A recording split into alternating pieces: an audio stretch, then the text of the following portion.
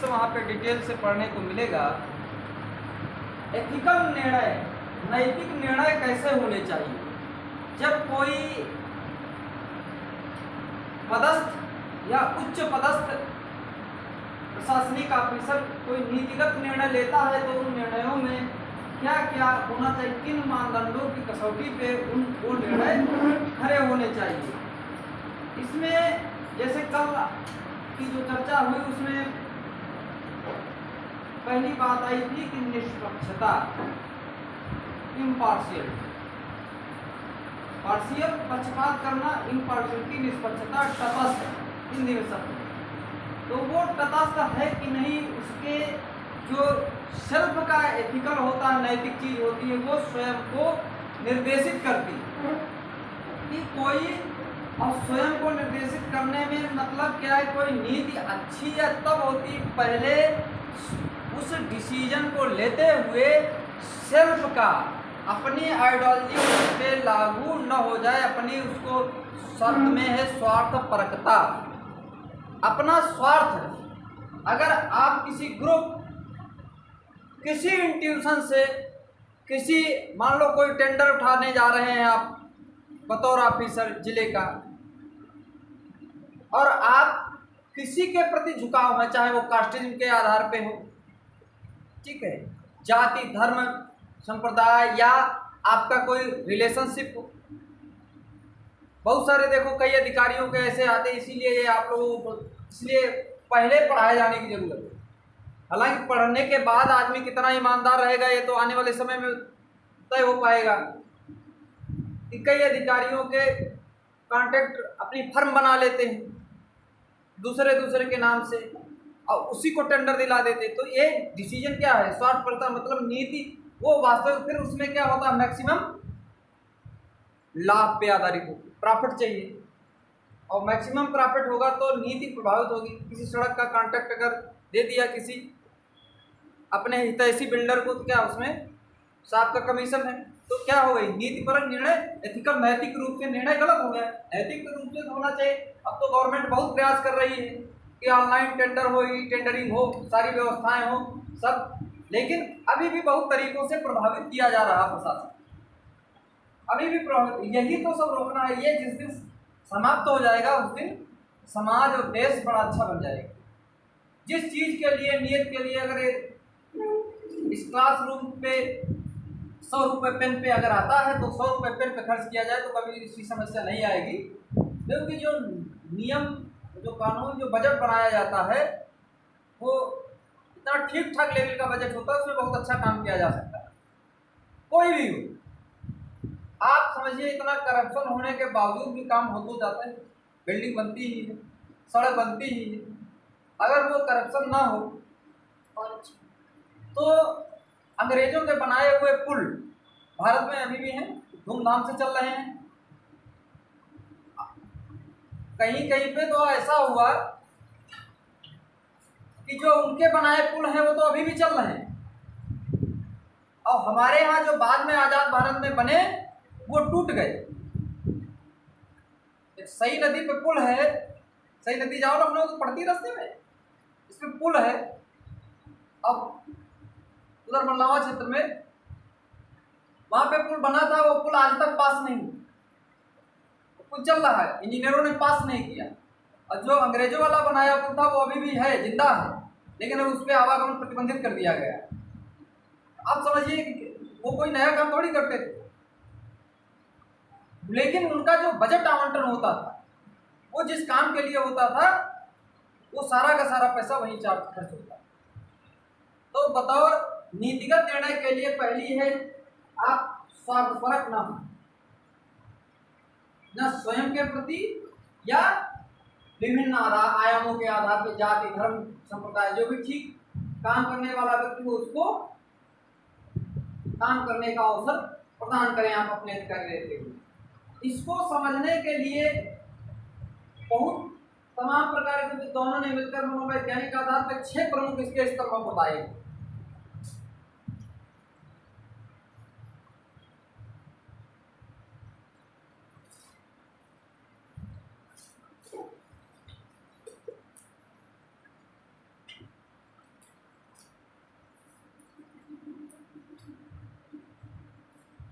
6 कौन कौन से स्तर हैं? एक तो विश्वसनीयता, रिलायबिलिटी,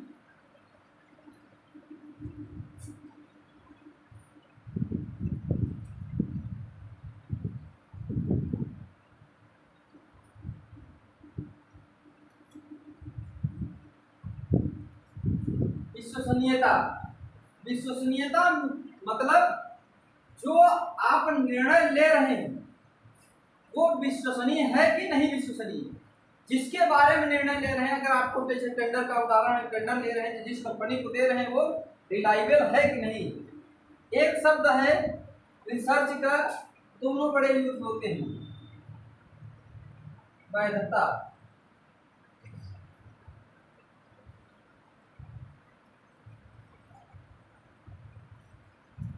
वैधता और विश्वसनीयता। कोई भी फर्म हो या कोई भी काम करने वाली एजेंसी हो या कुछ भी हो, जैसे क्या है, आप बहुत बड़े अधिकारी हैं, देख रहे पाया आज जो कल जो परीक्षाएं संचालित की जा रही हैं ऑनलाइन सिस्टम से भी बहुत हो रही हैं, और अभी एक कुछ परंपरागत रूप से जैसे पहले होती थी हो रही है। अब आप किसी मान लो कमीशन के अध्यक्ष हैं, आपको बना दिया गया, आपने किसी का एजेंसी से परीक्षा करवाई, जैसे अभी देखो 2 वर्ष पूर्व जो है वो कौन सी मैडम थी, परीक्षा एग्जाम कंट्रोलर थी, आयोग की नाम उसका इस समय हम मिस कर रहे हैं, तो जेल गई अपने उत्तर प्रदेश लोक सेवा आयोग की। TCS का पेपर आउट किया, कलकत्ता की जिस एजेंसी को दिया था पेपर छपने का, वहाँ प्रेस से पेपर लीक हुआ और वो एजेंसी करप्ट थी, मतलब वो विश्वसनीय नहीं थी, उसकी वैलिडिटी भी नहीं थी, लेकिन टेंडर दे दिया। तो हो सकता है उनका कोई इंटेंशन रहा हो, उन पर बाकायदा आरोप तय हुए और जेल गई।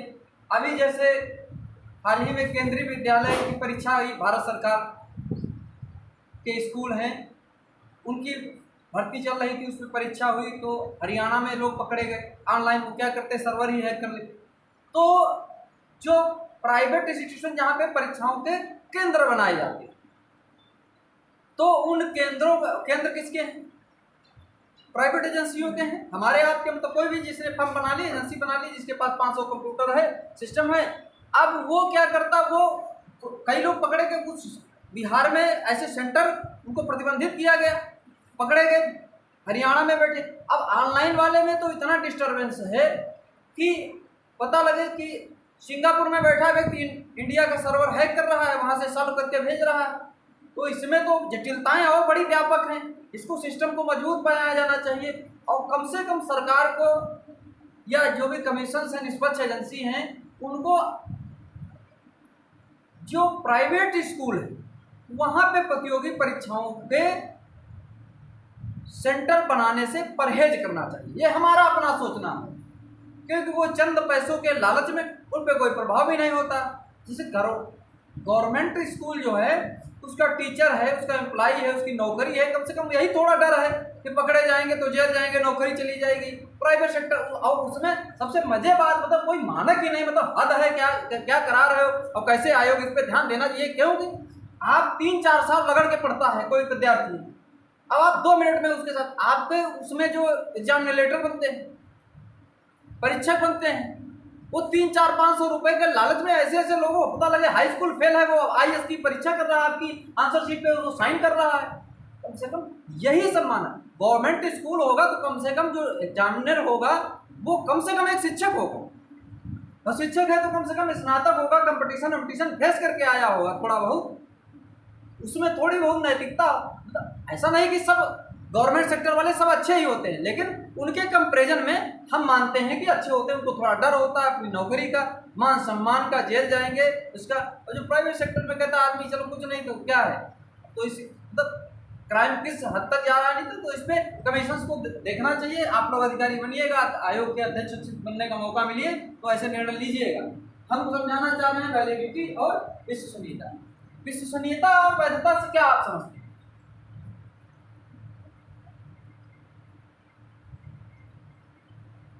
कोई आइडिया है? कोई साइकोलॉजिकल परिभाषा नहीं चाहिए आपको, जो शब्दावली से समझ आ रहा हो इंटरेक्ट किया करिए। Education is the 2 way process, 1 वे नहीं।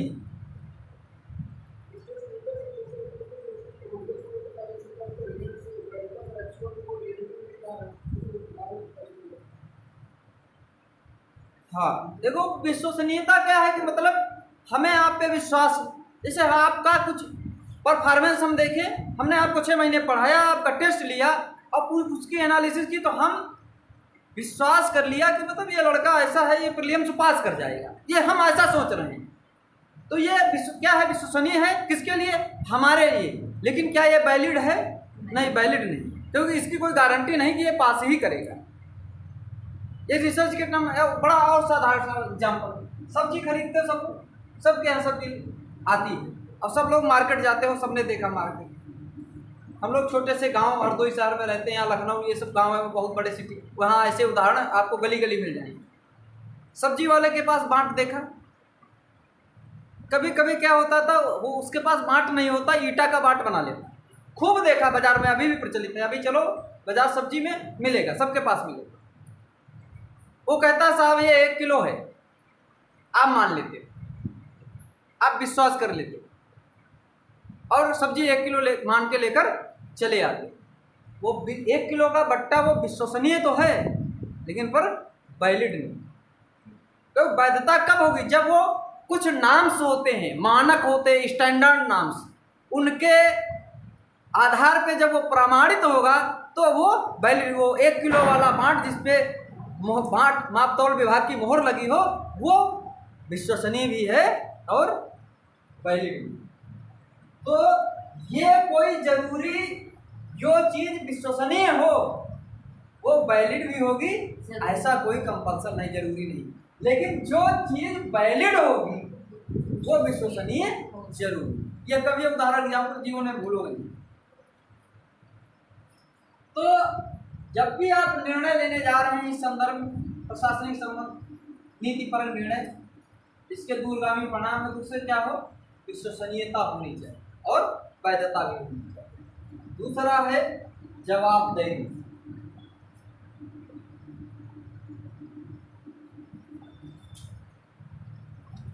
जवाबदेही, जवाबदेही किसकी, जिसके बारे में निर्णय ले रहे हैं, जिसको आप दे रहे हो, वो जो है संस्थान एजेंसी को आपने, तो उसकी किसकी जवाब, जैसे सड़क आप बनवाने जा रहे हैं तो उस पर्टिकुलर एजेंसी की जवाबदेही होनी चाहिए। ये नहीं कि सड़क ऐसे अनजवाबदेही में तो बड़ा डिस्टर्ब हो जाता है, कभी कभी रास्ते चलते बकने लगता है, क्योंकि दर्शन पढ़ने वाला आदमी बड़ा पागल टाइप का हो जाता। सड़क बनी नहीं, केबिल वाले आए सड़क खोद के चले, और फिर खोद के चले गए, ऐसे खुदी पड़ी है, कोई उसको पूछने वाला नहीं। तो बहुत खींच जाता, बिल्कुल हद से ज्यादा खींच जाता। अरे क्या तमाशा बना रहे हो, क्या कर रहे हैं अधिकारी, क्या खाप चाट रहे हैं। इससे पहले अभी ट्रांसफर हो गया, अब तो दूसरी मैडम आ गई अपने यहाँ, मैडम सीडीओ मैडम थी आकांक्षा राणा, अब तो बड़ा सख्त बताई जाती थी, खूब जाती थी उधर उधर। अब एक सड़क बन रही थी, मैं नाम नहीं बताऊंगा, विधायक निधि से बन गई, घटिया से घटिया सड़क बनी, इसी हरदोई की बात बता रहा। उस सड़क पे मैडम स्वयं 3-2.5 घंटे जाम में फंसी रही, इतनी बेहूदी सड़क बनाई गई, लेकिन कोई कार्रवाई नहीं की, क्योंकि किसने सड़क बनवा रहा था, विधायक बनवा रहा था, उसकी निधि से बन रही थी।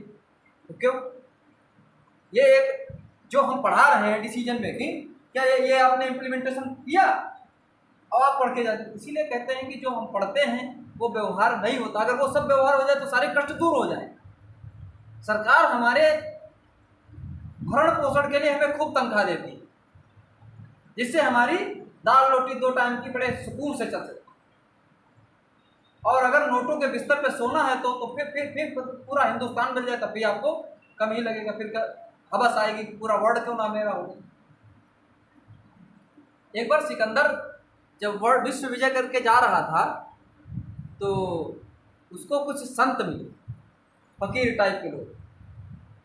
हमारे भारतीय दर्शन में संत फकीरों का बड़ा उच्च स्थान दिया, तो उन्होंने उसको देख के क्या नाचना शुरू कर दिया। तो सिकंदर बोला कि मतलब ये क्या मूर्खता है। बोला कि क्या कर रहे हो, यार हम नाच रहे हैं। बोले क्यों, बोले दुनिया का सबसे बड़ा महान व्यक्ति, सिकंदर महान कहा गया ना, महान विश्व विजेता जा रहा है, उसको देख के हम आह्लादित हैं, प्रसन्न हो गए, नाच रहे हैं। कहले बताओ क्या आरजू है, चाहिए हो तो बताओ। कहले एक ही आरजू है हमारी, सम्राट।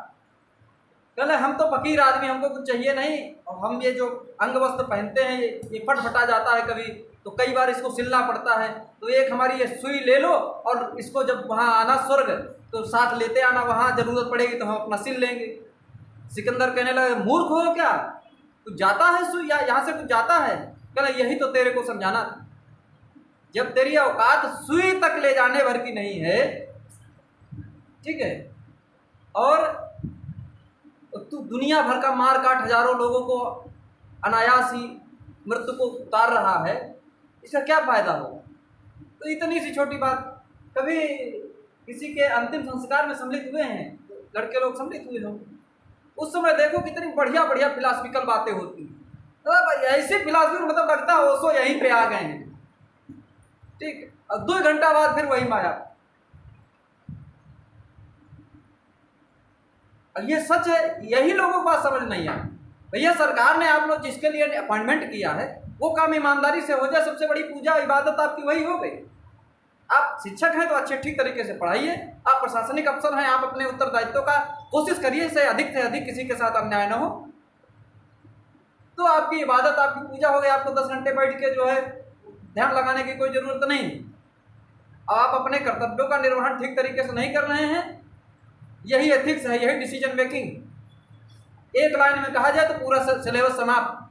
आप जो हैं उसके अपने कर्तव्य का पालन ठीक और ठीक ईमानदारी पूर्वक करें, फिर कोई विसंगति नहीं है। लेकिन ऐसा होता नहीं है, और उसके लिए लोग समझाने का प्रयास करते हैं, नहीं समझ में आता। जवाबदेही होनी चाहिए, हमारी जवाबदेही होनी चाहिए। हाँ चाहिए कि अगर हम जो विषय पढ़ाने आए हैं तो हमारी जितनी कैपेसिटी है उससे अधिक हम पढ़ के अधिक से अधिक सामग्री एकत्र करके आपके साथ न्याय करें, क्योंकि हमारी जवाबदारी है विषय आपको समझाने की। अब जैसे आप लोगों को पढ़ाने के लिए जो समाज कल्याण बोर्ड जो ज्यूरी एकत्रित करता, शिक्षकों की टीम बनाता है, तो कुछ चयन करके उनके रिकॉर्ड को देख करके बनाता कि हाँ ये पढ़ाने में सक्षम है, तभी ना भेजता है, तभी वो विश्वास करके भेजता है। विश्वसनीयता, जवाबदेही हमारी होनी चाहिए।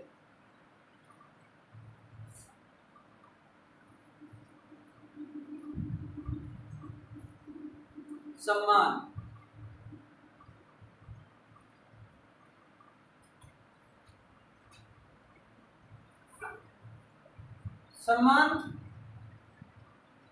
मान मर्यादा, भद्रता, और कई बार सम्मान जब व्यक्ति का ज़्यादा हो जाता है तो उसको आत्ममुग्धता हो जाती है। हिंदी का शब्द है आत्ममुग्धता, इसको इंग्लिश में एक शब्द, इसमें बड़ी बहस, नया दर्शन आ रहा, इसमें चर्चा है नेसेसरी, नर्सरी। सम्मान तो मतलब सम्मान मतलब वो पर्टिकुलर ठीक है कि नहीं है, सम्मानित है कि नहीं है, पता लगे। कई बार क्या होता है कि लेकिन इसके बारे में थोड़ा अगर ह्यूमन बीइंग पे देखो, इसको अगर बतौर एजेंसी को पर निर्णय ले रहे हैं तो दूसरा तरीका है, ह्यूमन बीइंग के बारे में निर्णय ले रहे हैं तो दूसरा। इसमें बहुत कई बार सम्मान और आत्ममुग्धता में मतलब बड़ी बारीक गैपिंग है। एक अब आत्ममुग्धता का सबसे बड़ा उदाहरण हमको मिलता है, हम जितना समझ पाए, एक पिक्चर है बड़ी पुरानी, राम तेरी गंगा मैली, पता नहीं तुम लोगों में से किसी ने देखी नहीं।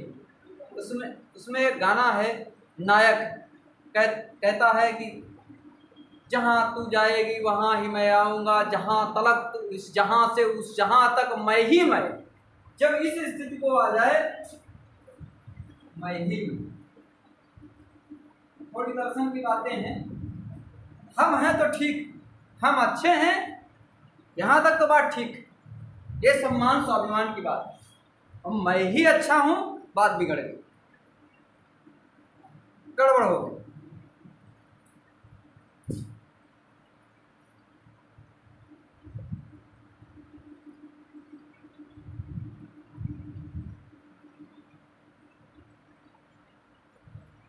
ये अच्छी बात, ये बहुत अच्छा गुण है व्यक्तित्व का, अभिमान। और इसमें स्वाभिमान और अभिमान में बहुत बारीक रेखा। मैं अच्छा हूँ, मैं ठीक हूँ, मैं अच्छे निर्णय लेता हूँ, मैं अच्छा काम करता हूँ, मैं अपने कर्तव्यों का निर्वहन ठीक प्रकार से करता हूँ, ये तो ठीक, लेकिन मैं ही ये सब कुछ अच्छा करता हूँ, ये ठीक नहीं। ये आपको फिर अहंकार होता है। और सम्मान का अहंकार सबसे खराब होता है। अगर आपको आत्मउद्धता आ गई, आप उच्च पदस्थ हैं, किसी पद पे बैठे हैं, जिम्मेदार, आप IAS IPS हैं, लोग आपका सम्मान करें। और जिस दिन आपको ये आप अच्छा कर रहे हैं, आप तो वो सम्मान आपका नहीं, आपके पद का सम्मान।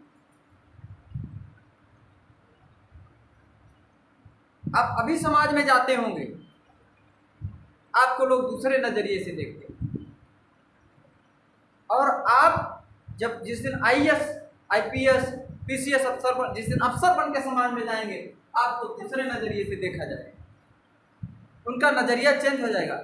तो वो किसको देख रहे हैं? वो IPS को देख रहे हैं, IAS को देख रहे हैं। जो भी आपका पद है, उस पद से आपको सम्मानित करें। और पद कभी शाश्वत नहीं हो, शाश्वत नहीं है। हालांकि ये फिलॉसफी बातें हैं ये सब, लेकिन अगर आप इन सब से अपने को अलग करके निर्णय लेते हैं, जरूरी नहीं। अब क्या होता है कि कुछ लोग देखिए बड़े सिंपल होते हैं। हमारे यहाँ भारतीय दर्शन में कहा गया कि सादा जीवन उच्च विचार, और इसका सबसे बड़ा उदाहरण मैं भारत के द्वितीय प्रधानमंत्री लाल बहादुर शास्त्री जी को मानता हूँ। वो जब विदेश गए थे, पहली विदेश यात्रा की थी, तो उनके पास कोट नहीं था। उदाहरण बहुत, अपने भारत में इतने अच्छे अच्छे लोगों के उदाहरण हैं जिनसे आप बहुत कुछ सीख सकते हैं।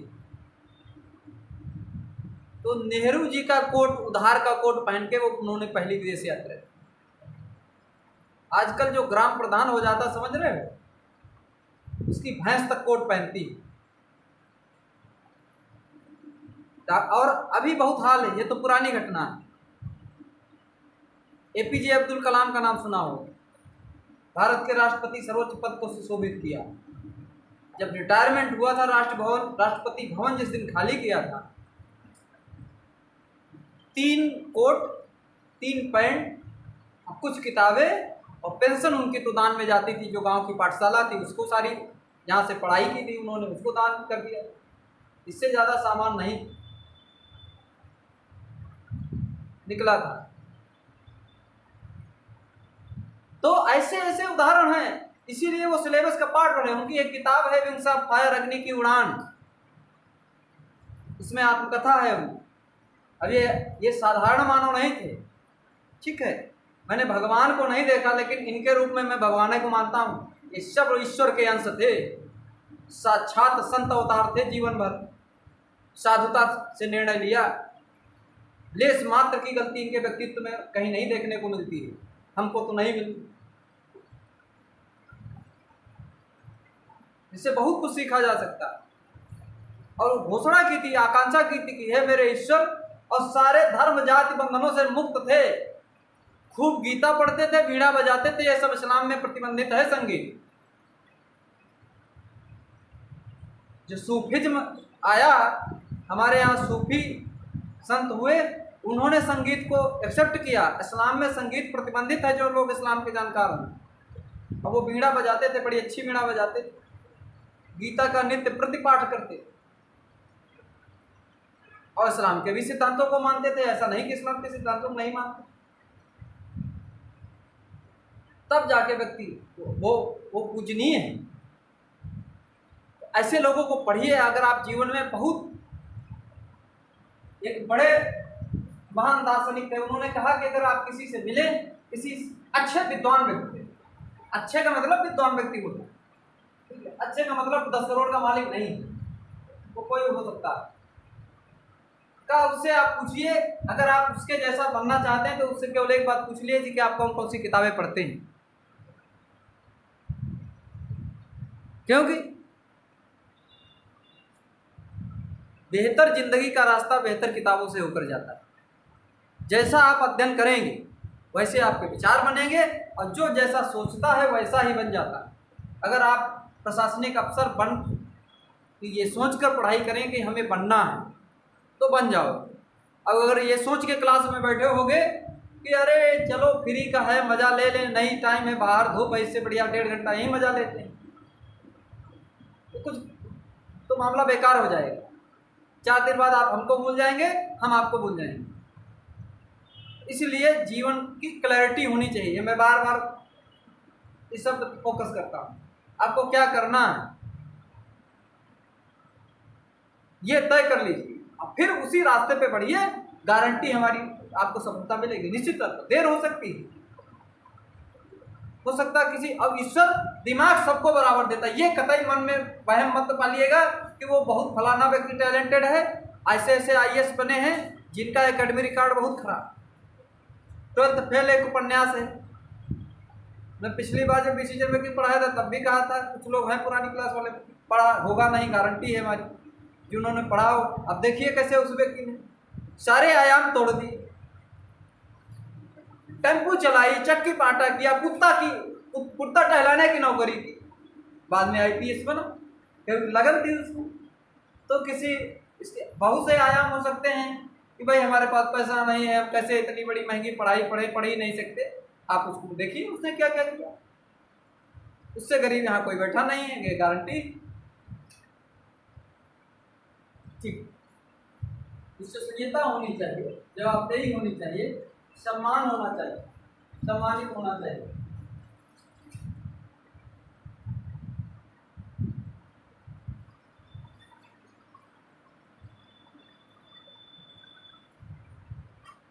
ठीक है। चौथा, निर्णय लेते हुए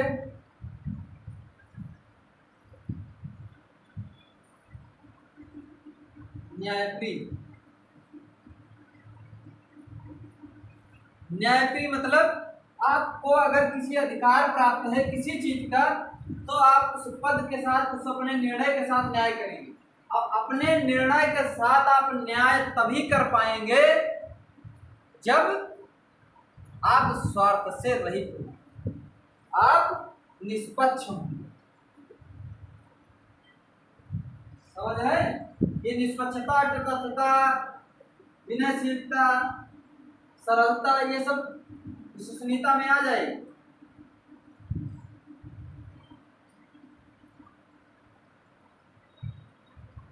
ठीक है। न्यायप्रिय हो, समदृष्टि, ये देखो बड़े ऊंचे लेवल की बात है। ये सब निकला है कहां से? ये सब दर्शन का पार्ट है। और दर्शन समझने के लिए समदृष्टि, न्यायप्रिय है। कहीं जो न्यायप्रिय है वही समदृष्टि कर सकता है, जो समदृष्टि है वही न्यायप्रिय हो सकता है। समदृष्टि मतलब क्या है? सम माने समान, दृष्टि माने देखना, सबको एक समान दृष्टि से देखने वाला। जाति, धर्म, लिंग, वंश, स्थान के आधार पर भेदभाव नहीं करेंगे, ये फंडामेंटल राइट है आपका।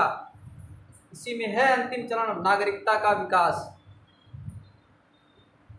तो नागरिक मूल्यों का विकास तभी हो पाएगा जब आप संविधान कम से कम, क्योंकि आप प्रशासनिक पद पे बैठे हुए, ठीक, आप मत मानिए फिलहाल इसी से सहमत होते ही, लेकिन अगर आप जिम्मेदार भरी पोस्ट पे बैठे हैं तब आपको संविधान का पालन करना ही पड़ेगा। करना पड़ेगा कि नहीं करना पड़ेगा? करना पड़ेगा। और जब संविधान का पालन करना पड़ेगा, संविधान का जो मैंने कल बताया था, जो तीसरा चैप्टर है डीपीएसपी है, derivative principle of the state, इसका एक दूसरा नाम है Gandhian philosophy of the Indian constitution. ये गांधी का दर्शन कहा जाता है। गांधी का दर्शन भारतीय संविधान में समाहित किया गया। और हम जो कहते इसमें बहुत सारे जो पार्ट नहीं है, ठीक है,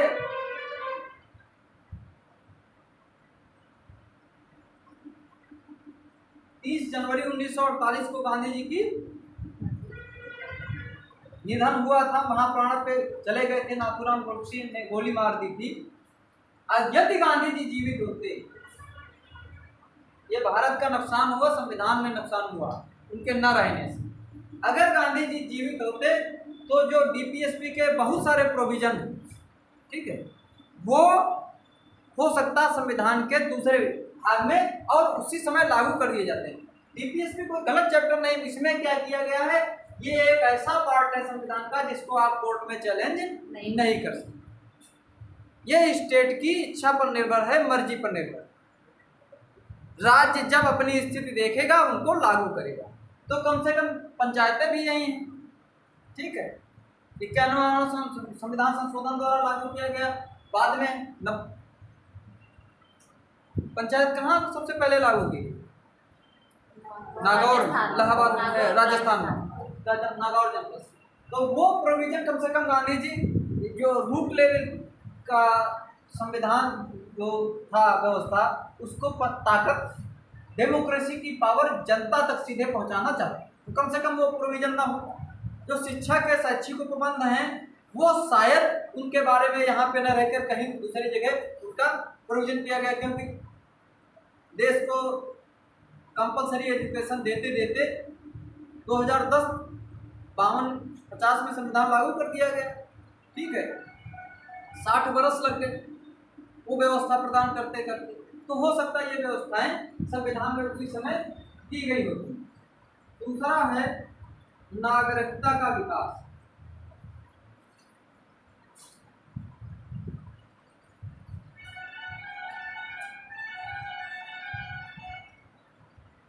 इसको तो आपको पालन करना ही पड़ेगा। जब अगर संविधान में है तो संवैधानिक पद पे बैठे, ठीक है। राष्ट्रीय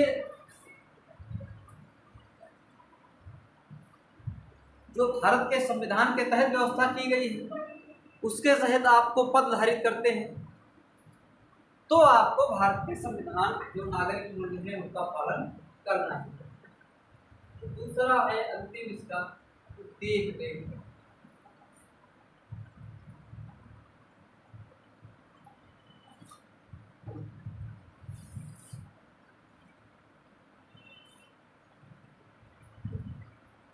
दृष्टि बनाए रखें।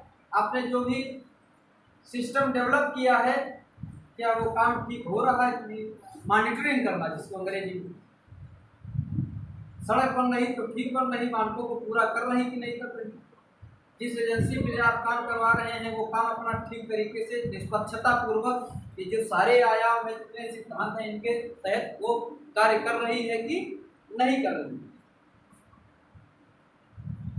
थोड़ा साइकोलॉजी वाला पार्ट लिख लीजिए 10 मिनट, और हम फिर जो है अभी दो टॉपिक और हैं इसमें कोशिश करते हैं आज समाप्त हो जाए, नहीं तो एक क्लास और हो जाएगी।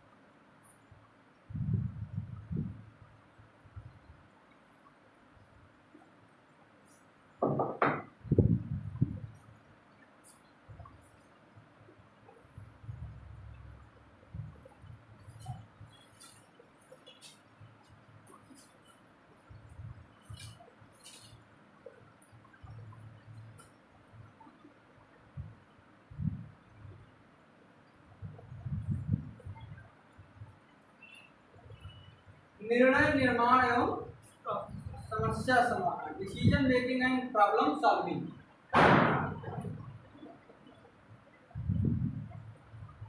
देखिए जब भी कोई मनोवैज्ञानिक आधार पर बात की जाए, मैंने पहले लेक्चर में थोड़ा जब साइमन वाला बताया था, इसमें 3 मुख्य तत्व होना आवश्यक है कोई निर्णय लेते हुए।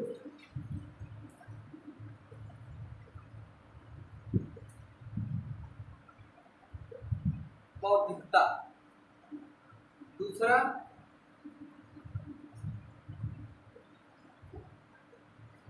तार्किकता,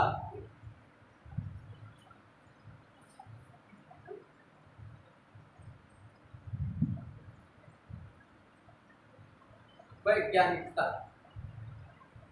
जो भी आप निर्णय ले रहे हैं उनमें 3 तत्वों की प्रमुख रूप से होनी चाहिए। निर्णय बौद्धिक होना चाहिए। जो पहला पढ़ा था उसमें ड्रकर के अनुसार 5 चरण बताए थे। To identify the problem. Problem को कैसे आइडेंटिफाई करो, जब तक आपके पास बौद्धिकता नहीं होगी आप कैसे करें। फिर टू आइडेंटिफाई द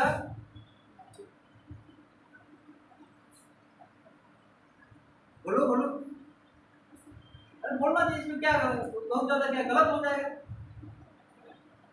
ऐसे बीच में अगर बोल के अगर चुप रहेंगे तो इंटरव्यू में आपका बड़ा नुकसान हो जाएगा।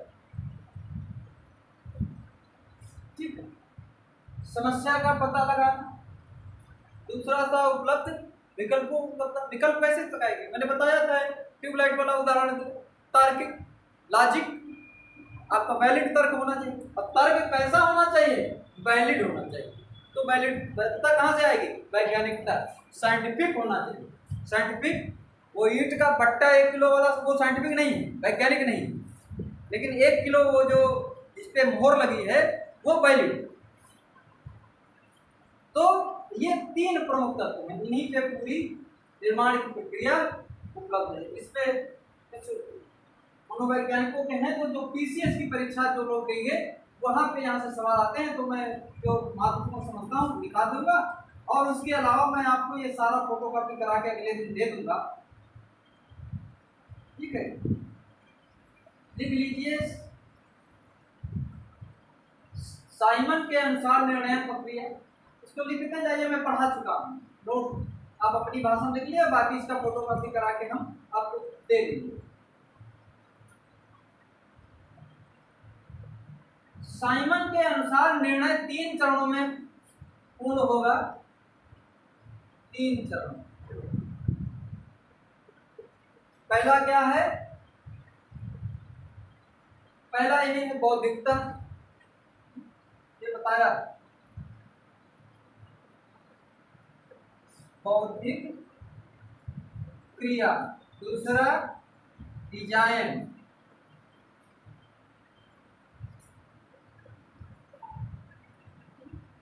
तीसरा ये बता चुके हैं सब, चयन करना या चयन क्रिया।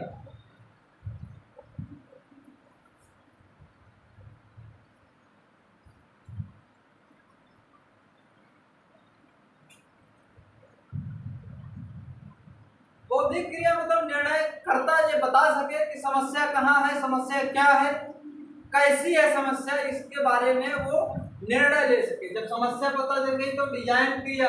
डिजाइन क्रिया में उस समस्या के समाधान के लिए उपलब्ध विकल्पों का चयन करें। कितने कितने विकल्प हो सकते हैं, चयन करना। उन विकल्पों में जो टेंटेटिव सॉल्यूशन आता है पर्टिकुलर प्रॉब्लम, उसमें से कौन मोस्ट अप्रोप्रिएट आंसर है उसके लिए परिकल्पना बनाएगा। मैंने उदाहरण दिया था, इतनी सारी चीजें हैं, कहीं वायर खराब हो सकता है, ट्यूबलाइट फ्यूज फिलामेंट खराब होता है, स्विच खराब हो सकता, और वो तो सब आपने जब से बना दिया, फिर चेक किया, तब पता चला कि इसमें जो है स्विच में खराबी। तो बाकी जितने टेंटेटिव प्रॉब्लम थे वो गलत हो गई परिकल्पना, एक परिकल्पना सत्य हो। उन्हीं उपलब्ध विकल्पों में से एक परिकल्पना सत्य थी। आप कहाँ हंस रहे हैं, आप नहीं हंस रहे हैं, हम बड़े विनम्र व्यक्ति हैं। आपको मजा ना आ रहा हो आप बेशक कह दीजिए कि सर जो है ठीक नहीं लग रहा, हम जा रहे हैं, आप बेशक जा सकते हैं। लेकिन आपके हंसने से 20 लोग और डिस्टर्ब होंगे, ये हम नहीं चाहेंगे। और आप इस उम्र में हैं कि हम आपको बोल दें और आप हमको डंडा लेकर सिनेमा चौराहे पे मिलें, ये भी उचित नहीं है।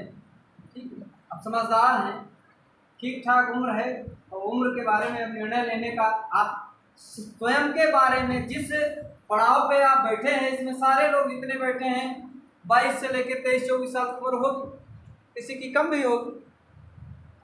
तो अब ये वक्त है, 10 साल बाद आपकी जिंदगी एकदम बदल जाएगी, तब हम बड़े याद आएंगे। जब समय निकल जाता है तब अपने ये जो जिस अवस्था में है, इस अवस्था में टीचर है, माँ बाप है, दुश्मन लगते हैं,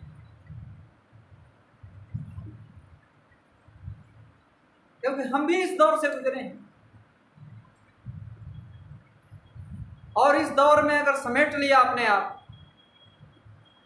तो बहुत सुंदर सी जिंदगी आगे आपका इंतजार कर रही है।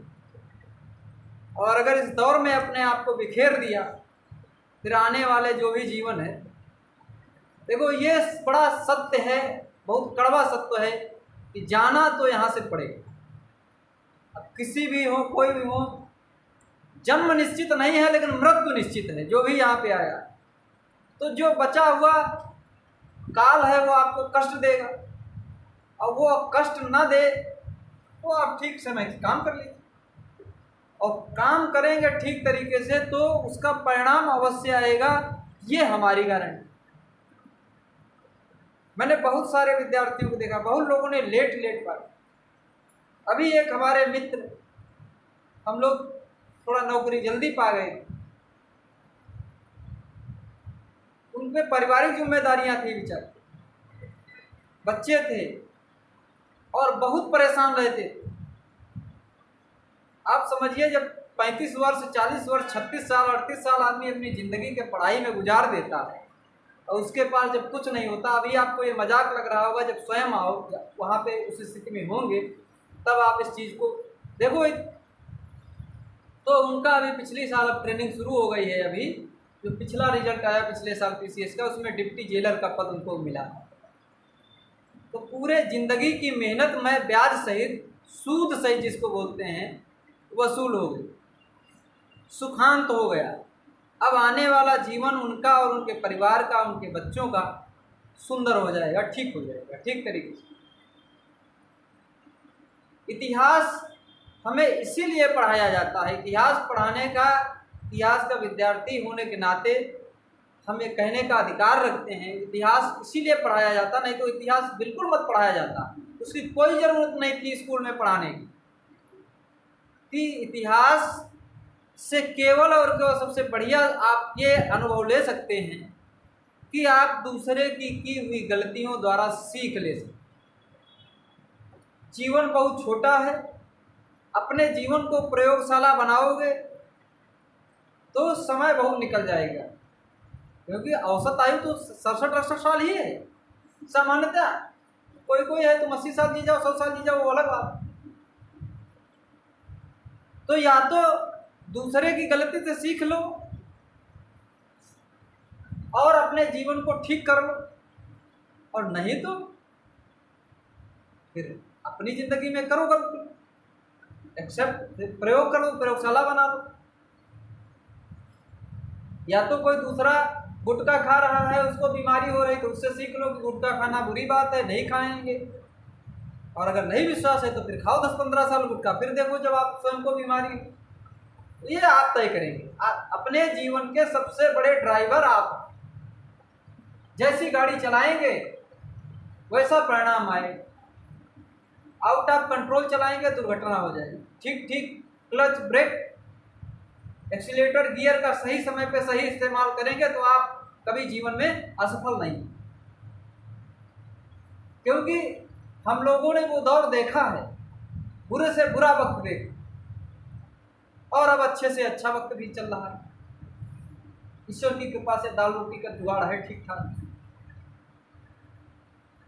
तो अपने से पूर्वजों से, अपने से बड़ों से, समाज के व्यक्तियों से, ये महापुरुषों की किताबों से पढ़ के अपने जीवन को, इसीलिए तो पढ़ाई, नहीं तो पढ़ाई की क्या जरूरत है? क्यों है इतना स्कूलिंग सिस्टम और एजुकेशन सेवा सर्विस टैक्स में भी इसको नहीं रखा गया, अलग है, इसकी ज़रूरत ही नहीं। लेकिन नहीं, इसकी ज़रूरत है। तो अब ये आप तय करें, हम क्या बता क्या रहे। ये तो साइमन ने 3 चरण बनाए, बौद्धिक क्रिया, डिजाइन क्रिया, चयन।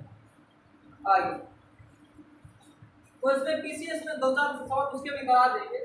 PCS में सवाल ऐसे पूछा जाता है, डायरेक्ट इंफॉर्मेशन बेस्ड पूछा जाता है। साइमन ने निर्णय लेने के कितने अभिकल्पों को बताया। थोड़ा कठिन हिंदी का शब्द डाल दिया, तो उसमें क्या है, आप अंग्रेजी वर्जन पढ़ लो, अंग्रेजी थोड़ा सा। तो ऑप्शन होगा 1, 2, 3, 4।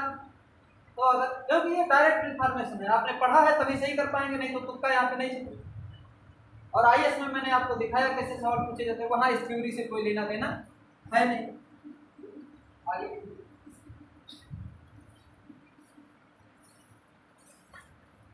अब जैसे मैंने कई बार पूछ दिया जाता है कि पहली क्लास में बताया था, कुछ मनोवैज्ञानिकों के अनुसार परिभाषाएं बताई थी, जैसे टेरी की परिभाषा कई बार बीसीएस की परीक्षा में पूछी, दो या दो से अधिक उपलब्ध विकल्पों में से सही विकल्प का चयन करना ही निर्णय करना, ये परिभाषा उन्होंने दी। अब यही परिभाषा दे देगा, डबल इन्वर्टेड कामा दे देगा कि दो या दो से अधिक विकल्पों में से सर्वोत्तम विकल्प का चयन करना ही निर्णय लेना है।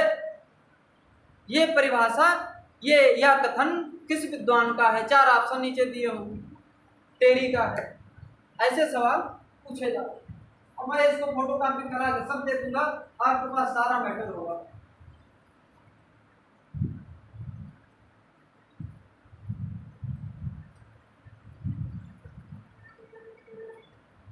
और साइमन ने निर्णय को दो भागों में बांटा।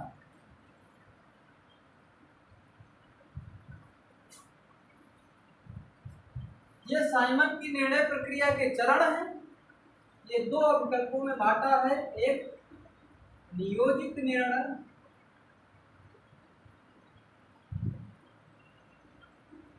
दूसरा अनियोजित निर्णय।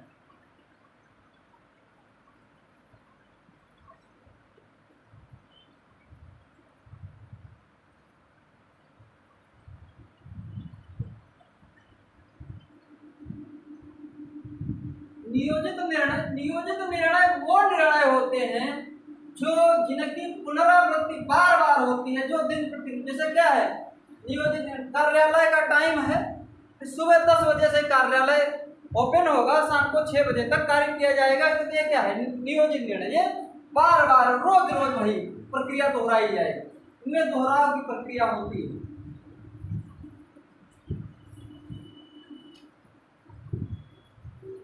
अनियोजित निर्णय, अनियोजित निर्णय किसी भी विशेष परिस्थिति, अचानक प्रशासन में कोई परिस्थिति उत्पन्न हो गई, जैसे बाढ़ आ, दंगा हो, आपको कंट्रोल करना है, कोई आंदोलन हो रहा है आपके कार्य क्षेत्र में, उसको कंट्रोल करना, कर्मचारियों का आंदोलन हो रहा है, किसी शिक्षण संस्थान में ऐसी कोई समस्या अचानक आ गई, उसके बारे में आपका निर्णय हो, तो ये क्या है, ये अनियोजित। अब वो इन निर्णयों में इसका ठीक उल्टा है, नियोजन अनियोजन विलोम है, इनकी क्या होगी, पुनरावृत्ति नहीं होगी। ये जो एक अचानक समस्या आई, प्रॉब्लम आई, हमने प्रॉब्लम को सॉल्व कर दिया, वो बात वहीं पे समाप्त।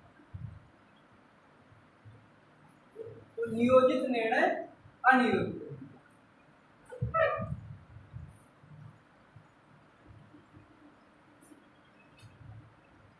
लुंड वर्ग के अनुसार, ये साइकोलॉजिस्ट हुई,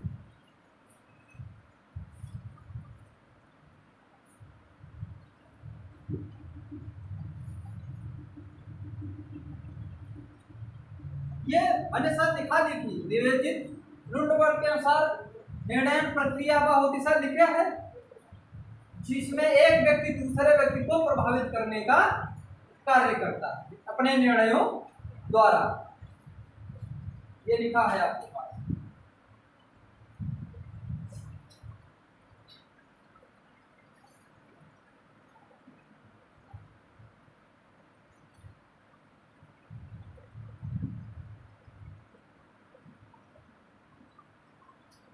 प्रखर वाला 5 चरण आपके पास लिखे हुए हैं।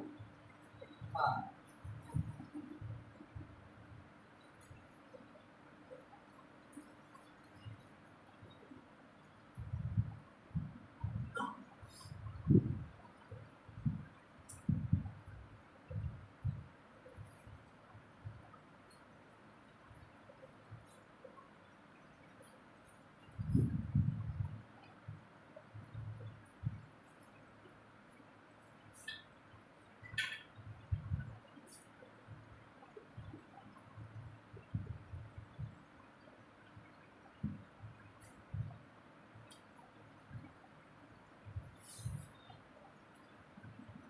चाप है, जॉन जी हचिंसन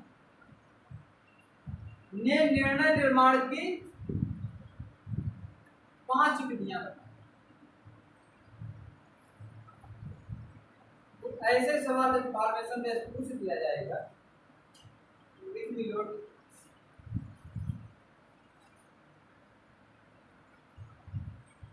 पहला है अनुमानात्मक।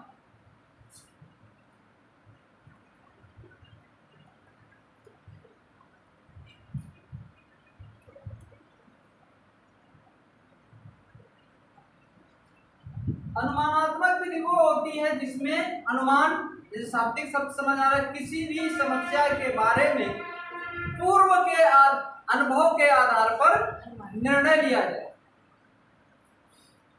जैसे आप शिक्षा सचिव हैं, पूर्व के वर्षों में परीक्षाएं कैसे संचालित की जाती रही हैं, क्या क्या मानदंड अपनाए जाते रहे हैं, तो वो पूर्व का अनुभव आपके लिए गाइडलाइन का कार्य करेगा।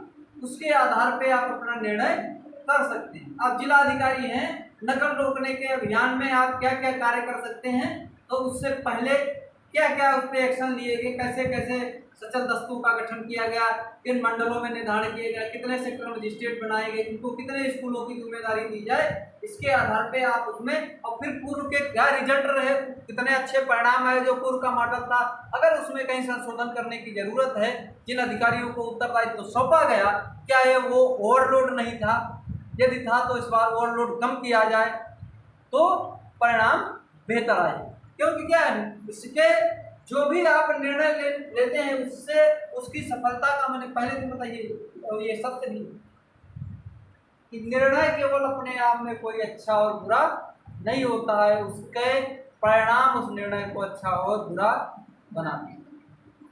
अगर आपने नकल विहीन परीक्षा करा दी तो कहा जाएगा कि फला डीएम साहब आए थे जिन्होंने हरदोई में बिल्कुल 1 नंबर की नकल नहीं होने दी, आप एक मानक के रूप में स्थापित कर। तो अनुमानात्मक। दूसरा है प्रबंध।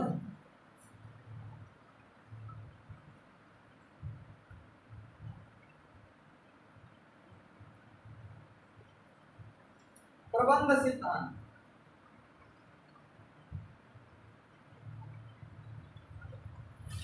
जो भी निर्णय जो विभिन्न मैनेजमेंट एक्सपर्ट लोग होते हैं उनकी भी कई बार राय ली जाती है। जैसे इस समय राजनीति में, अब तो हमें लगता है वही राजनीति में आ गए, तो बिहार में है क्या प्रशांत किशोर, आप लोग परिचित हो, तो वो पहले क्या वो पॉलिटिकल मैनेजमेंट के नाम से मशहूर थे। वो राजनीतिक पार्टियों को चुनाव लड़ने का सलाह देते थे, टेक्निक बताते हैं क्या क्या करो कैसे करो। तो वो क्या है, वो प्रबंधकीय है, वो प्रबंधक है, वो बताते हैं कैसे कैसे करो तो कैसे कैसे लाभ होता है। तो बात पहले वो भाजपा के लिए काम करते थे, तो उस समय जब भाजपा सरकार जीती कहा चाहे ये सब प्रशांत कौशल का जो है वो रणनीति है। फिर ममता बनर्जी ने उनको उपयोग किया, फिर नीतीश कुमार जी ने किया, आज यार अब तो स्वयं राजनीति में आ गए। तो वो प्रबंधकीय मैनेजमेंट सिस्टम वाले जो लोग होते हैं वो विभिन्न सिद्धांतों के आधार पर जो निर्णय लेते हैं, प्रबंध मैनेजमेंट के सिद्धांतों के आधार पर वो प्रबंध निर्माण सिद्धांत लिखते हैं। तीसरा है मॉडल।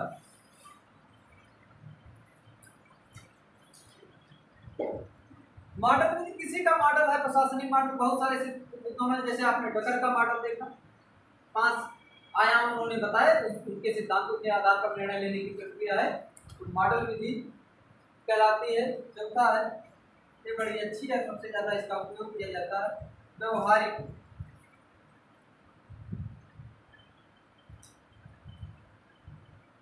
लोक व्यवहार में क्या क्या व्यवस्था होती है,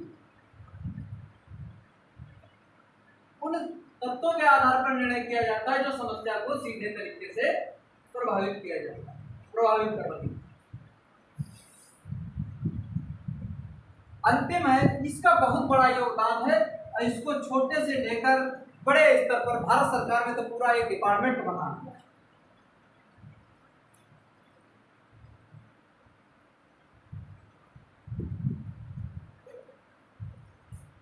सांख्यिकी विधि, स्टैटिस्टिक मेथड। इस विधि के अनुसार जो भारत सरकार का डिपार्टमेंट है स्टैटिक सांख्यिकी विभाग, वो गणना करके सरकार को समय समय पे सलाह देता रहता है कि कैसे कैसे निर्णय होने चाहिए। इसमें डाटा कलेक्शन किया जाता है, जैसे किसी भी समस्या के आधार पर उसका डाटा के आधार पर, वैज्ञानिक परीक्षणों के आधार पर निर्णय लिया जाता है कैसे कैसे उस समस्या का समाधान किया। ये हचिंसन की 5 विधियां हैं जिनके आधार पर निर्णय प्रक्रिया को गतिमान में लिखा गया। अब सब कुछ सवाल हम लोग कर लेते हैं। इसके बाद एक छोटा सा इसमें दक्षता है, आपदा प्रबंधन के आधार पर निर्णय कैसे लिए।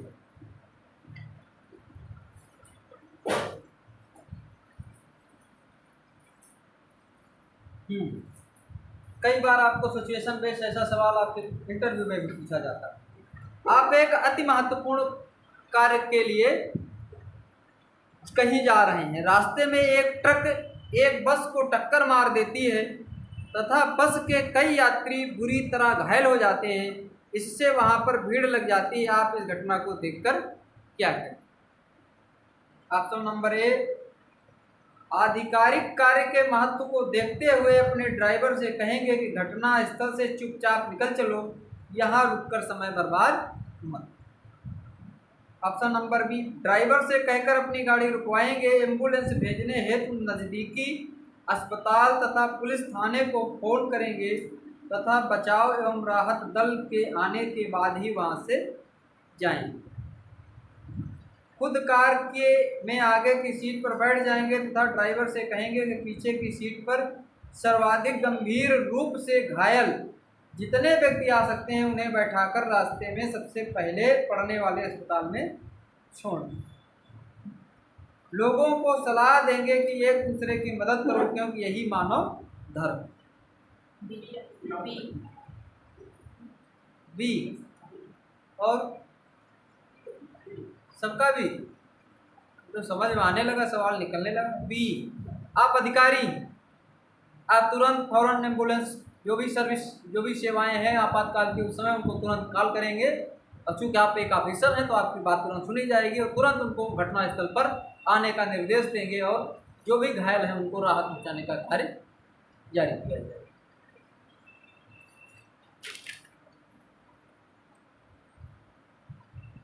आप मेट्रो रेलवे कारपोरेशन के मुख्य कार्यकारी अधिकारी हैं, सीओ। मेट्रो रेल के नए ट्रैक के निर्माण के दौरान एक फ्लाईओवर का कार्य मुख्य स्तंभ गिर जाता। मेट्रो का ट्रैक बनाया जा रहा है, एक स्तंभ एक पिलर मतलब गिर गया, जिसके नीचे दबकर कई मजदूरों की मृत्यु हो गई। इस स्थिति में आप क्या करें? ऐसी दुर्घटना होने पर अपने पद से तत्काल इस्तीफा दे देंगे तथा इस विवाद से बच जाएंगे। अपने अधीनस्थ अधिकारियों को डांट फटकार लगाएंगे तथा भविष्य में ऐसा न हो इसकी चेतावनी दें। मामले की जांच एक वरिष्ठ अधिकारी की अध्यक्षता में जांच समिति गठित करेंगे तथा संबंधित ठेका देने वाली कंपनी पर हर्जाना लगाएंगे।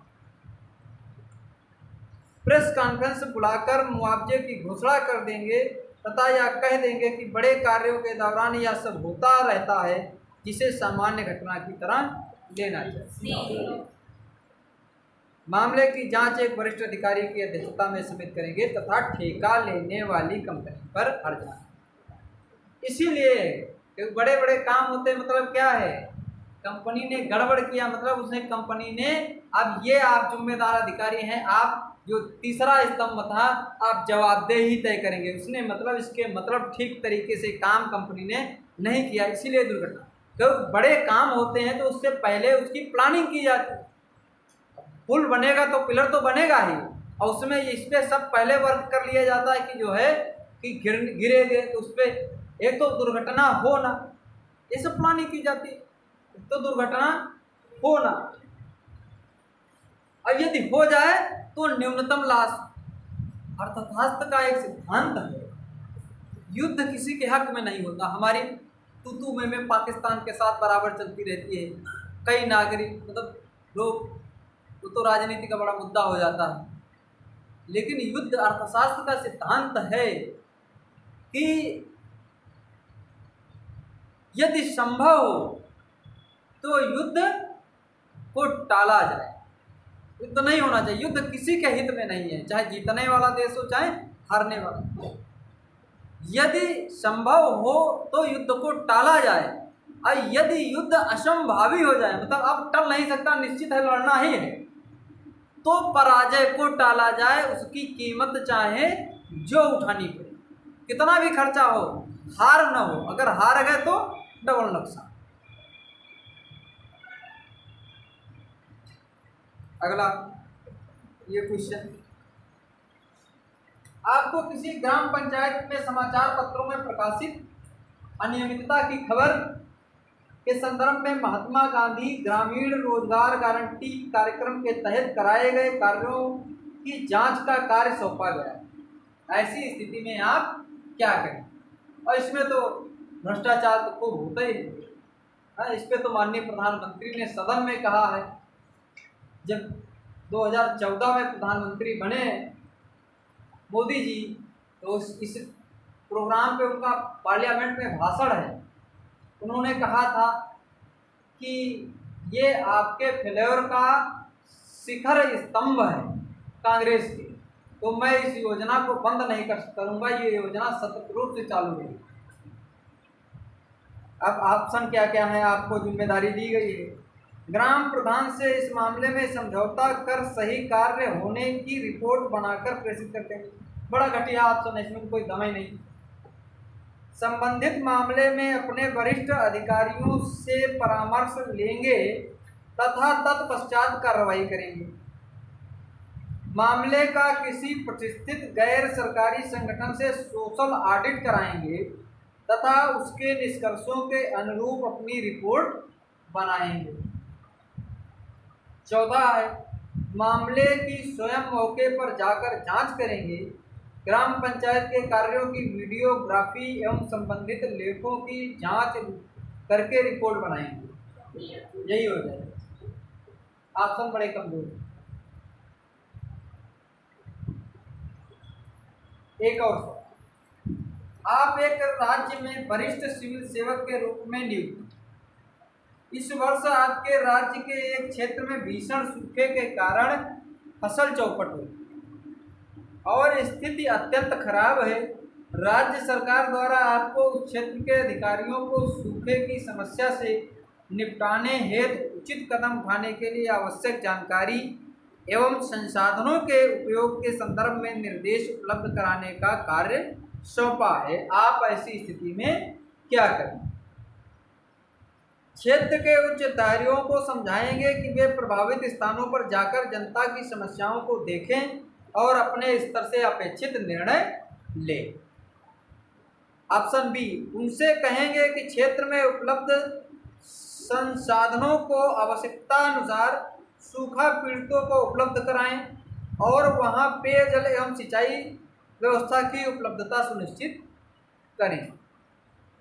क्षेत्र के अधिकारियों को सरकार द्वारा सूखा पीड़ितों के लिए संसाधनों के आवंटन की जानकारी के साथ क्षेत्र में उपलब्ध जल संसाधनों का अनुकूल उपयोग करने, रोजगार सृजन योजनाओं को लागू करने तथा सार्वजनिक वितरण प्रणाली के माध्यम से अनाजों का वितरण सुनिश्चित कराएंगे। ऑप्शन डी, क्षेत्र में किसानों की बीज एवं उर्वरकों को आवश्यकता को ध्यान में रखते हुए अधिकारियों को आसान शर्तों पर फसल एवं ग्रामीण ऋण उपलब्ध करने की सलाह दें। बहुत शानदार सवाल है। ऑप्शन बी इसके शानदार। कौन सा है? सी। बी किसका? कोई कह तो रहा था अभी। कौन कौन भी कह रहा है? सबका सी है। सी ही सही। क्षेत्र के अधिकारियों से सूखा के लिए संसाधनों के आवंटन की जानकारी के साथ क्षेत्र में जो जल संसाधन है उनका समुचित अनुकूलित उपयोग, जिससे ऐसी स्थिति भविष्य में ना आने पाए। अगला सवाल, आपकी एक महत्वपूर्ण पुलिस स्टेशन में station officer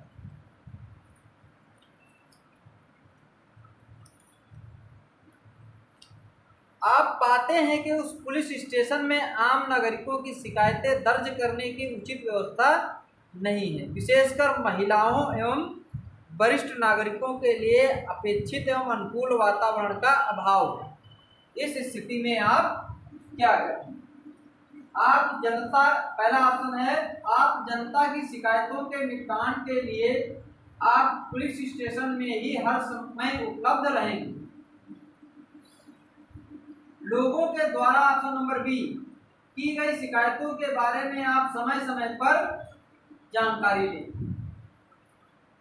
option number C, अधीनस्थ पुलिस कर्मियों को सख्त हिदायत देंगे कि सभी की शिकायतें दर्ज हों और सभी के साथ उचित व्यवहार किया जाए।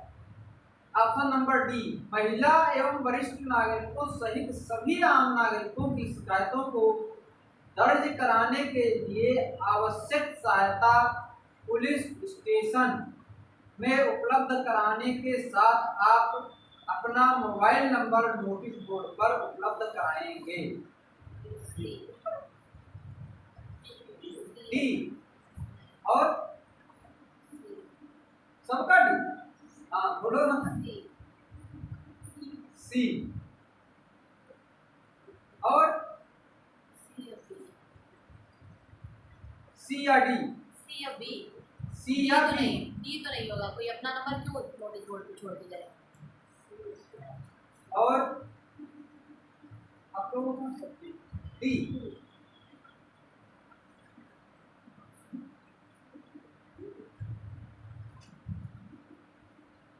डी या महिलाओं और वरिष्ठ नागरिकों की शिकायतों के सहित सभी आम, क्योंकि आप सभी के ऑफिसर केवल महिलाओं, चूंकि महिलाओं, आपने प्रश्न को ध्यान से नहीं सुना, इसमें कहा गया है कि विशेषकर महिलाओं और वरिष्ठ नागरिकों के अपेक्षित अनुकूल वातावरण नहीं, मतलब महिलाओं की और वरिष्ठ नागरिकों की शिकायतें प्रायः दर्ज नहीं की जा रही। इस समस्या का आपको समाधान करना, लेकिन सवाल ये भी नहीं कह रहा है कि केवल आपको इन्हीं की समस्याओं को सलूशन करने का दायित्व है।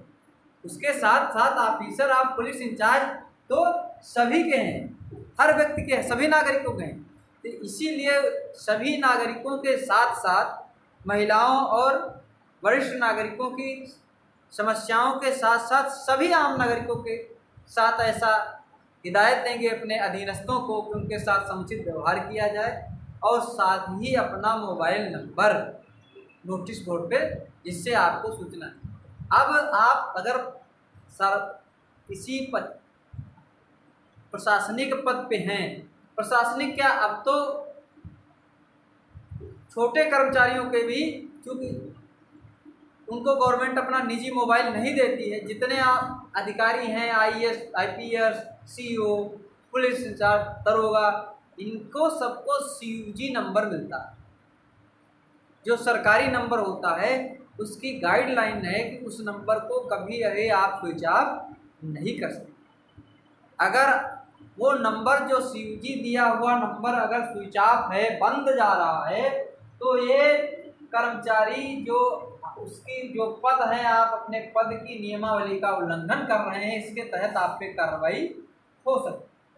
हर जगह देखो, चौराहे पे लिखे होते हैं नंबर, थाने जाओ वहाँ नंबर लिखे, डीएम कार्यालय जाओ वहाँ पे डीएम का नंबर, डीएम के पास भी सीयूजी नंबर होता है, एसपी के पास भी होता है, जिस पे आप डायरेक्ट कहीं भी उस पर कंप्लेन कर सकते।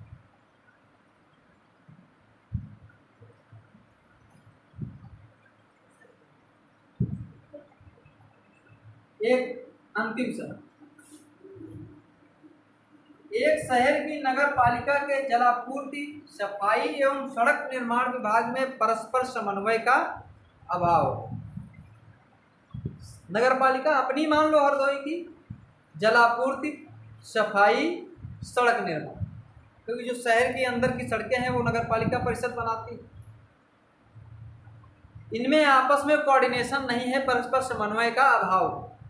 इसके फलस्वरूप जहां नई बनी सड़कें जलापूर्ति विभाग द्वारा पेयजल लाइनों के लिए पुनः खोद, मैंने अभी बताया था एग्जाम्पल, सड़क बनी, केबिल वाले आ गए, खोद डाली, पेयजल वाले आ गए, हम नगर पालिका, तीनों विभागों में गवर्नमेंट के जो भी सारे विभाग हैं सरकार चलाती, किसके लिए? देश के लिए, प्रदेश के लिए, गांव के लिए, शहर के लिए। अब अगर आपस में कोऑर्डिनेशन नहीं है, अब यही समस्या देखो, कुछ ऐसे फ्रेम रखे तो इन्हीं के बीच में आपको काम करना। अगर दोनों में कोऑर्डिनेशन हो तो पहले पाइपलाइन भैया पहले बिछा लो, उसके बाद सड़क बनाई जाएगी तो ठीक रहेगा मामला, सड़क ज़्यादा दिन चलेगी, खराब नहीं होगी। सड़क बनी, सड़क बनाने में खर्चा आया, फिर सड़क खोदी गई, खोदने में खर्चा आया, है ना, और फिर बनाई जाएगी, उतनी अच्छी बनेगी नहीं, फिर बनाने में खर्चा आएगा। होता यही है, व्यवहार में होता यही है। और नुकसान किसका होता है? जनता का। किसके पैसे से बन रही? जनता के पैसे से बन रही। कोई नगर पालिका के पास कोई उसका पेड़ थोड़ी लगा है जिससे पैसे निकाल रही है। जो हम आप जो टैक्स दे रहे हैं उसी के पैसे से कुछ संचालित हो रही है, वो तो जनता के पैसे का दुरुपयोग हो रहा है।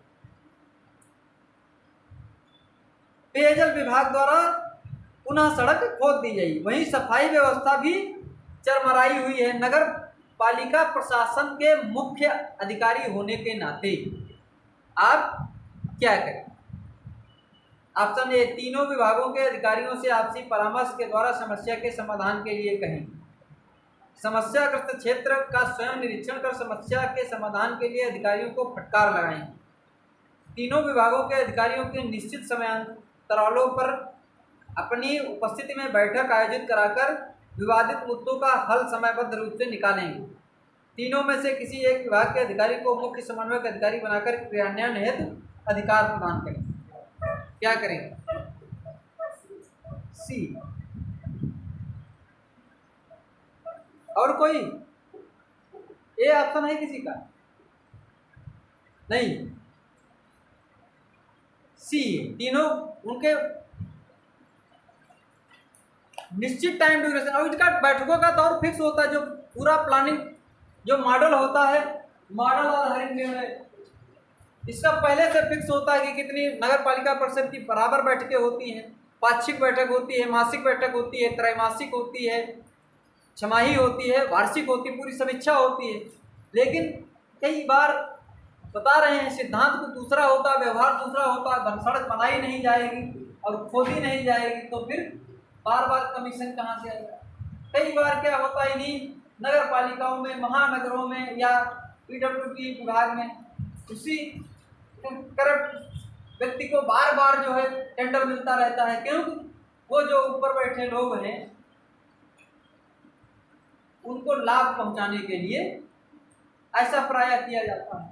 तो वो निष्पक्षता अगर ऊपर बैठे लोगों पे आ जाए निष्पक्षता, तो सारे काम तो ये ऐसी व्यवस्था नहीं होगी कि सड़क बनी फिर खुदाई हो।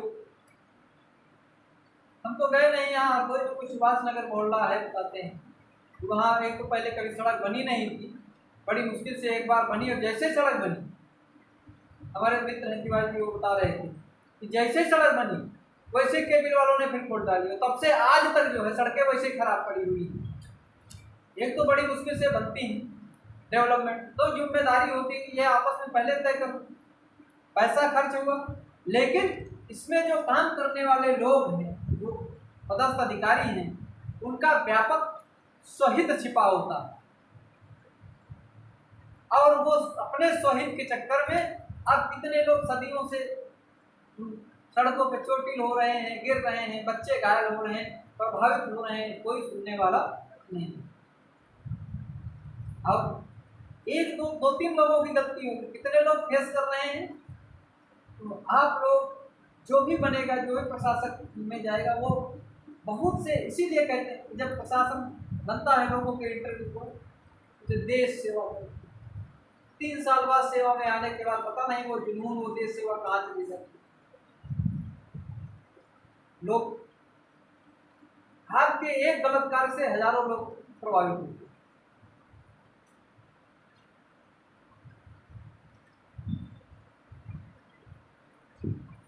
पैसा कितना कमाओ, इसकी कोई लिमिट है नहीं।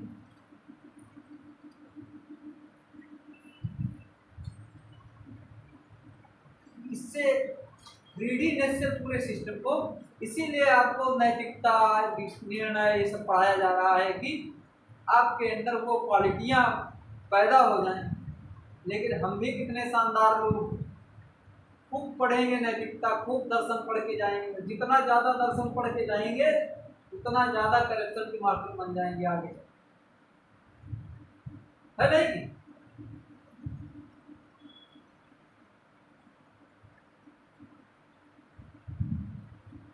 तो ये सब चीज़ों को, इस पे एक अलग चिंतन विषय सरकार को करना पड़ेगा कि कैसे जो है इस व्यवस्था को ठीक किया। और हमें तो लगता है इस मामले में मैं योगी मॉडल को थोड़ा अच्छा मानता, तुरंत कार्रवाई करो, कोर्ट कचहरी इस समय थोड़ा मतलब निर्णय कोई होगा उसका विरोध भी होगा, उसे एक अच्छा पक्ष होगा, एक बुरा पक्ष होगा। अब जैसे वो कार्रवाई कर रहे हैं अपराधियों पे, तो लोग कहते हैं कि लोकतंत्र खतरे में है, न्यायपालिका फिर क्या करेगी? तो न्यायपालिका करेगी, ठीक है। जिस बच्ची के साथ, जिस परिवार के साथ दुष्कर्म किया है, तो ऐसे दुष्कर्मी को सजा तो होनी चाहिए तुरंत, नहीं तो वो कोर्ट खेलता रहेगा और समाज के लोगों को और प्रोत्साहन मिलेगा कि गलत काम करने से कोई कुछ होता नहीं है, तुरंत सजा होनी चाहिए। जैसे पीछे कई सालों में जो है बड़े बड़े लोगों को सजा हुई, तो लोगों को लगा कि हाँ कानून अभी जिंदा है। जैसे कुलदीप सेंगर जैसे लोग जेल के सलाखों में हैं, ये बड़े कदम है, नहीं तो ऐसे लोगों की सजा होती कहीं कहाँ होती? जिसको जब चाहे मार दिया, जब चाहे पकड़ लिया। सबको जीने का राइट है ये। इसलिए इस देश के अगर अधिकारी सुधर जाएं, कसम खा लें कि गलत काम नहीं करें, कोई नेता भ्रष्टाचार नहीं करे, तो क्या करोगे आप? IAS हो, आप नहीं करप्शन कर रहे हैं, क्या करेंगे? आपको हरदोई के बजाय आपको जालौन का बनाया जाएगा DM, जालौन का नहीं बुराई का बना देंगे, सोनभद्र भेज देंगे, नक्सलाइट लाके भेज देंगे, थोड़ा तकलीफ होगा, तो नहीं बोल देंगे, हो सकता है आपको धर्म कार्ड का सचिव बना दें जहाँ कोई काम ही नहीं है, लेकिन पद तो IAS है, वेतन तो वही मिलेगा। तकलीफ तो हमारी वही है, जब अधिकारियों ने नेताओं की चरण वंदना करना शुरू कर दिया, तब फिर भ्रष्टाचार दोनों ने मिलकर पैदा हुआ। ये डेमो लोकतंत्र में अधिकारी और नेताओं का जो गठजोड़ बन जाता है, ये जनता और किसी भी सिस्टम के लिए बहुत खराब है। और अपना मुख्यमंत्री ईमानदार, ये मैं मानता हूं, लेकिन अकेला क्या करे? कदम कदम पे भ्रष्टाचार की जड़ें इतनी गहरी जमी हुई है, एक आदमी सुधारने में बड़ा वक्त लग जाएगा। देखो, आशा करते हैं, हम आशावादी लोग हैं, आप लोग जाओ सिस्टम में, बढ़िया सुधारो, बनाओ अच्छा देश, अच्छे समाज का निर्माण करो। आप अच्छे नागरिक बन जाओ, अच्छे अधिकारी बन जाओ, देश अपने आप खुशहाल हो जाएगा, समाज अपने आप अच्छा। ठीक है, बहुत बहुत धन्यवाद।